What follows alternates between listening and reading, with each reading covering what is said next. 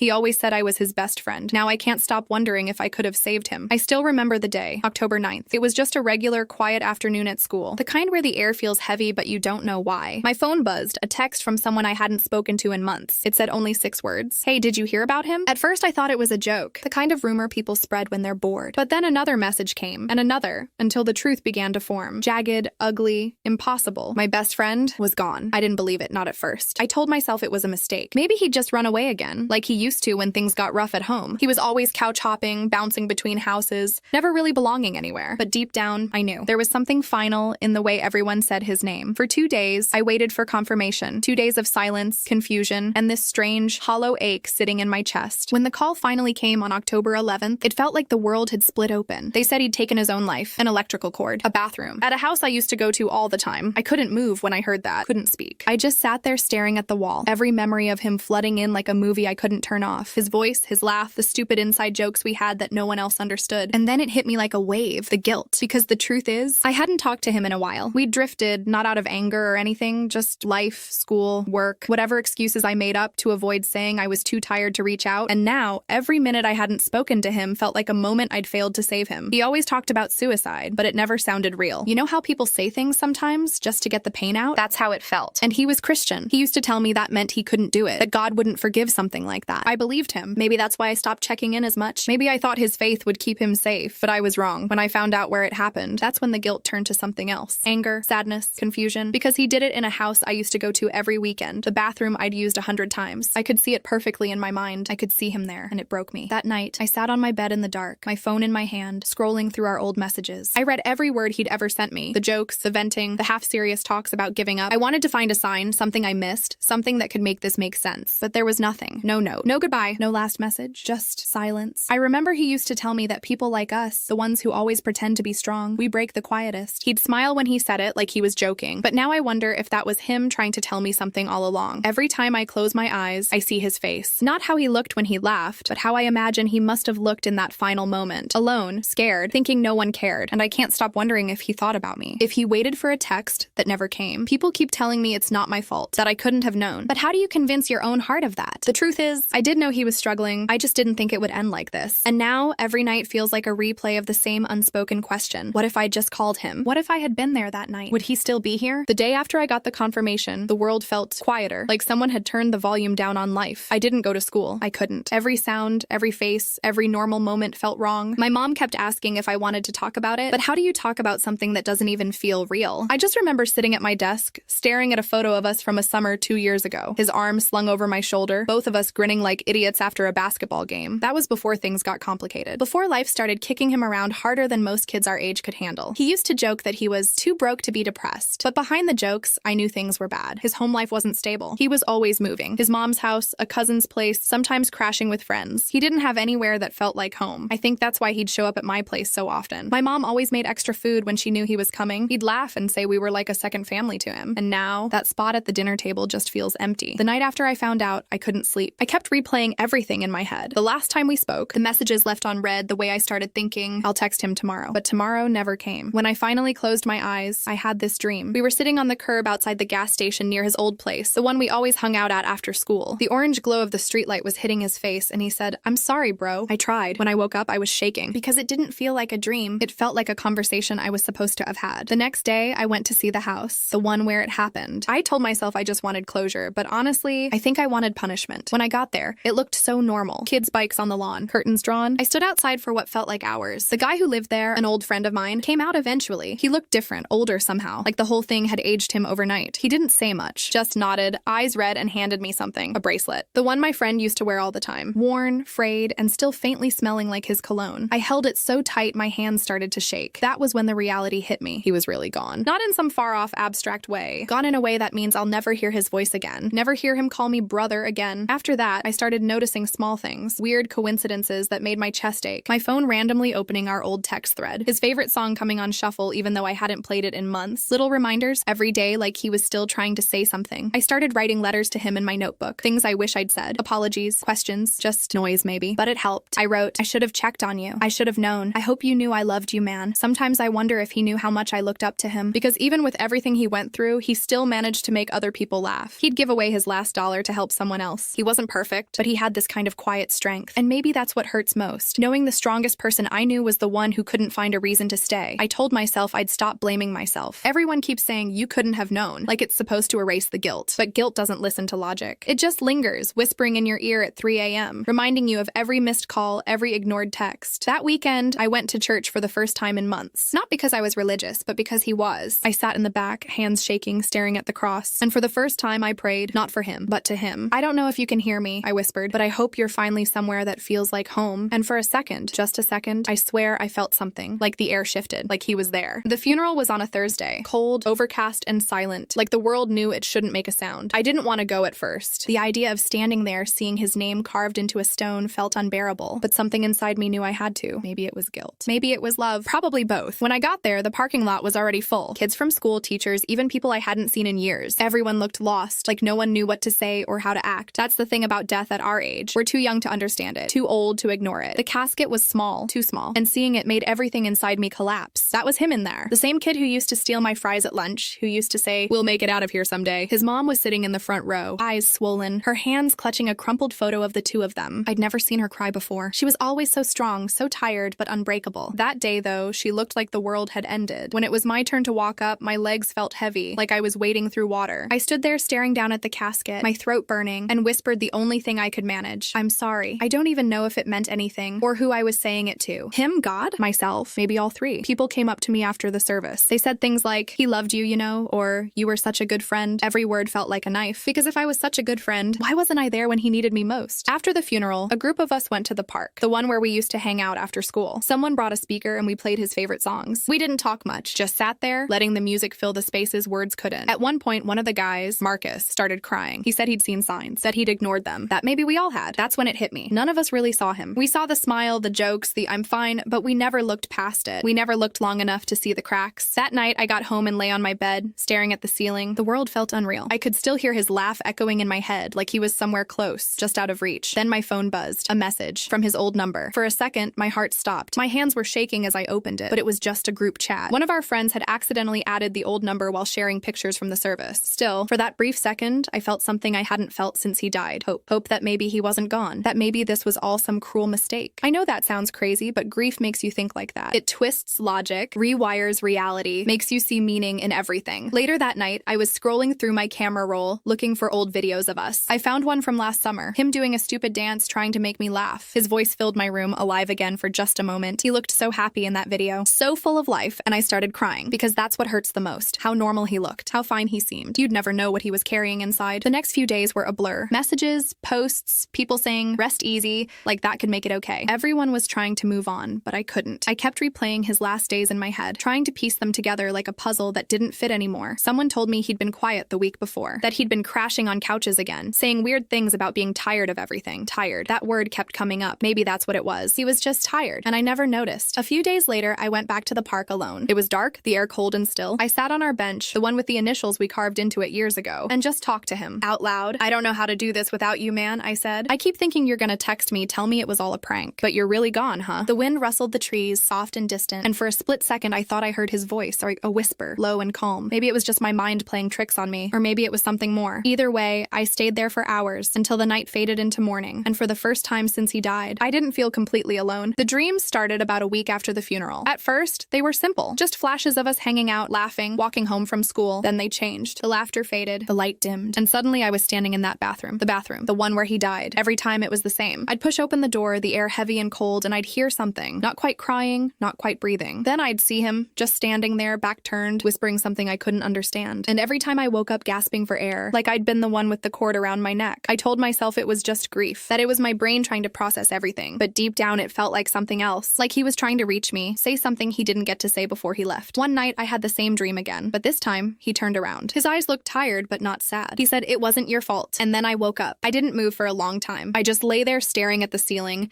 tears running down my face. Those words, "It wasn't your fault," echoed in my head like a heartbeat. I wanted to believe him. God, I wanted to. But every time I tried, that guilt came back, whispering. But it could have been different. After that night, I started noticing strange things again. My phone would light up with notifications even when there were none. His old playlist would start playing on my speaker randomly, right at 3 a.m. Once, while scrolling through Instagram, I saw his name pop up, a memory notification from a post we were both tagged in 2 years ago. The caption read, "Brothers for life." I stared at that picture picture for so long I forgot to breathe, because in that frozen moment, he was still alive, still smiling, still here. I started talking to him more. Not out loud, not always. Sometimes just in my head, sometimes through letters I'd never send. I'd tell him about school, about how weird it felt walking past his old locker, about how everyone's pretending to be okay. But the truth is, none of us were. Marcus stopped coming to school. He said every hallway reminded him too much of the laughs they used to share. Another friend, Sarah, started going to therapy because she couldn't sleep without seeing his face. It's strange how one person's silence can echo so loudly in everyone else's life. One night, I decided to visit his grave. I hadn't been back since the funeral. I brought flowers, his favorite white lilies, and that old bracelet he used to wear. I knelt down, placed them on the grass, and just sat there in silence. The wind was soft, carrying the faint hum of traffic from the distance. The air smelled like rain. I don't know how to do this, I whispered. I keep waiting for you to text me, or for someone to tell me this was all a mistake. But you're really gone. A tear fell, landing on the bracelet. I should have been there, man. I should have seen it. And then I swear, I felt something. Not a touch, not a sound, just presence. Like the air shifted, warmer somehow, softer. I looked up at the sky, gray, endless, and for a moment I didn't feel guilty. I just felt sad, pure aching sadness. When I got home that night, I pulled out the notebook again, wrote another letter. You said it wasn't my fault. I want to believe you, but I don't know how. I closed the notebook and stared at the wall, the silence pressing down like a weight. The next few days, I tried to live normally, tried to smile when people asked if I was okay. But the truth was I wasn't. I was stuck between grief and guilt, trapped in this loop of what-ifs that wouldn't stop playing in my head. Then something strange happened. I got a message request on social media. The account had no profile picture, no name, just a single letter. Inside was one line. He loved you like a brother. Stop blaming yourself. I froze. No one else knew the phrase, like a brother. It was something he and I always said, our way of promising we'd always have each other's back. I clicked on the account, but it was gone, deleted, vanished. Was it a prank? Maybe. But part of me didn't care, because those words, that reminder, were exactly what I needed to hear. That night, I didn't have the dream. For the first time in weeks, I slept peacefully, and when I woke up, I realized something. Maybe he wasn't haunting me at all. Maybe he was trying to set me free. Grief is strange. One day, it's a storm. Loud, violent, tearing you apart from the inside. The next, it's a quiet ache sitting in your chest, whispering memories you don't want to forget but can't bear to remember. I was somewhere in between. Weeks had passed since that message, the one that told me to stop blaming myself. I still didn't know who sent it, and maybe I didn't want to. It felt sacred somehow, like a message that wasn't meant to be traced back to anyone. For the first time in months, I felt a little lighter. I started talking to people again, going outside, smiling, even if it didn't always reach my eyes. But then one afternoon, everything shifted again. It started when Marcus called. I hadn't heard from him since the funeral. His voice sounded shaky, like he was holding something back. Hey, he said, you might want to come over. I found something. When I got there, he was sitting on his porch, holding a small, beat-up phone, not his own. My heart sank the second I saw it. It was his phone. Apparently, the police had returned some of his belongings to his mom, and she'd given the phone to Marcus since they used to hang out the most. I couldn't open it at first, Marcus said, but I guessed the password. It was your birthday. My chest tightened. He'd used my birthday? We sat there in silence, scrolling through the messages. Most of them were normal. Group chats, random memes, short convos that ended mid-sentence. But then we found the Notes app. There were only 2 notes. The first was short, just a list of random thoughts. The second was longer. It wasn't a suicide note. Not exactly. It read more like a letter. Unfinished, messy, written days before he died. If you're reading this, I guess I couldn't hold on anymore. I don't want anyone to think this is their fault. I'm tired, man. I'm just so tired. I've been sleeping on floors, pretending I'm okay, and I don't want to keep pretending. I wish I could have seen you again. I wish I could have told you that you were the best part of my life. The words blurred as I read them. My throat closed up. Then, near the bottom, there was a line that hit harder than anything else. Tell him I love him. Tell him to stop blaming himself. It was never about him. I couldn't breathe. My vision blurred with tears, and I handed the phone back to Marcus, hands shaking. He didn't say anything. Just sat there, staring out at the street like he was seeing ghosts too. We didn't talk much after that. There wasn't anything left to say. That note, it said everything and nothing all at once. That night, I went home and read it again, over and over, until the words burned into my mind. He did think about me. He did care. And maybe, in some way, he'd been trying to protect me from this guilt all along. For the first time since he died, I didn't cry out of pain. I cried out of love, out of relief, because I finally knew it wasn't my fault. The next morning, I took the bracelet he used to wear and went back to his grave. I sat down, the early sunlight cutting through the cold air, and whispered, I read your note, bro. I got it. I'll stop blaming myself. I promise. The wind blew gently across the field, rustling the leaves like a quiet answer. And for a moment, a small, fleeting moment, I swear I heard his laugh. Life didn't magically fix itself after that. The sadness still came in waves. Some days were harder than others. But the guilt? It began to fade, piece by piece. I started writing again, not letters this time, but stories. About him, about us, about the way people can disappear, but still leave echoes behind. One of those stories got published on a small online forum. I didn't use real names. I just called him my brother. A week later, someone commented, I lost my best friend too. Reading this made me feel less alone. And that's when I realized something. Maybe that's how he wanted to be remembered. Not as the kid who gave up, but as the one whose story could help someone else hold on. I can't bring him back. I can't change what happened, but I can keep him alive in the only way I know how. how. Through words, through memories, through love that doesn't fade, even after death. Because the truth is, he's still here. Not in body, not in voice, but in every person who loved him. And maybe that's enough. It's strange how time moves after you lose someone. At first, it crawls, every second dragging you through memories you don't want to replay. Then somehow it starts to blur. Days turn to weeks, weeks to months, and before you realize it, the world keeps spinning. Even though you don't feel ready to move with it. It's been half a year now. 6 months since I lost my best friend. 6 months since my life split into before and after. I still visit him sometimes. The cemetery is quiet, surrounded by oak trees that sway just enough to whisper in the wind. I'll sit by his grave, talk to him about life, about how school's going, about how Marcus is finally getting better, about how we all still think of him every day. Sometimes, I bring 2 energy drinks, his favorite kind, and leave one there beside the flowers. It feels stupid maybe, but it's something. I stopped asking why a long time ago. There's no answer that makes sense, no sentence that fills the hole he left behind. I used to think closure meant understanding, but it doesn't. Closure is just learning to live with the ache. There are still days I wake up and reach for my phone, half expecting a message from him, a meme, a stupid inside joke, something. Then I remember, and the silence hits all over again. But I've learned that silence doesn't always mean emptiness. Sometimes it means peace. I think about that night, the dream where he said, "It wasn't your fault." Back then, I thought my mind made it up to comfort me. Now I'm not so sure. Maybe he really did come back for a moment, just to make sure I didn't lose myself too. And maybe that's all I needed. One evening, I got invited to speak at a small memorial event at school for students we've lost. I almost said no. Public speaking was never my thing, but something inside me said I should. For him. When it was my turn, I walked up to the mic, heart pounding, hands shaking. The auditorium was packed. Students, teachers, even parents. The air was heavy with quiet. I took a deep breath and said, 6 months ago, I lost someone I called my brother. And for a long time, I thought his death was my fault. I thought if I'd called him that night, or checked in, or said the right thing, maybe he'd still be here. I paused, looking out at the crowd, faces young and fragile, some crying already. But I've learned something. You can't save someone by blaming yourself. You save them by showing up, not just when things are bad, but always. You save them by listening, by reminding them they matter, even when they can't see it themselves. My voice cracked. I didn't even try to hide it. I still miss him every day. But now when I think about him, I don't just feel pain. I feel grateful. Because for 15 years, I got to know someone who changed my life. Someone who taught me what real friendship looks like. And I'll carry that forever. The crowd was silent for a moment. Then, one by one, people started clapping. Slow, soft, and full of something I hadn't felt in a long time. Understanding. Afterward, a girl I'd never met came up to me. She said her brother had taken his life the year before, and my story made her feel less alone. That night, I realized something powerful. Grief doesn't end, but it transforms. It becomes love in another shape. It becomes the stories we tell, the lessons we pass on, the quiet moments where we still whisper their names. Before I left the event, I looked up at the sky, dark, endless, dotted with stars, and I smiled because I knew he'd be proud. Now, when people ask about him, I don't say, "He was my best friend." I say he still is, because love doesn't die. It just changes form. And maybe that's the closest thing to forever we ever get. Reflection. If you've ever lost someone, I hope you know it's not your fault. Reach out, talk, listen, because sometimes the smallest act of care can be the thing that keeps someone here a little longer.